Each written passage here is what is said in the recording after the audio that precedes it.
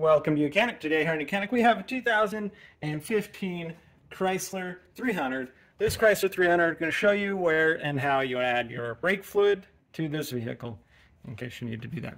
So your brake fluid access panel is right here. We'll just be able to open up this tab. This is of course inside the engine bay on the driver's side, left-hand side of the vehicle. And now we've got that up. Want to make sure you do attention to clean this cap before you take it off. And then be able to open it up, remove the cap, and then this one's a little bit tougher to see your fill lines, but you can see them more through down this side. Put a light up to it, and then we have this raised off. Add your appropriate brake fluid, which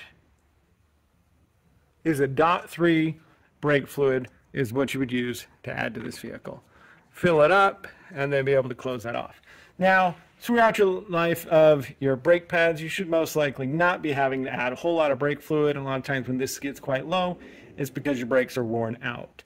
So if you're constantly adding brake fluid, you definitely got a leak somewhere, and you would want to address that so that your brakes will function properly.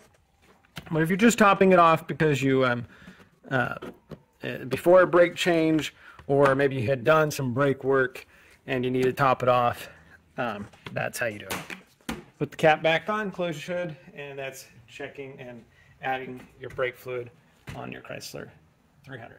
Thanks for watching Mechanic.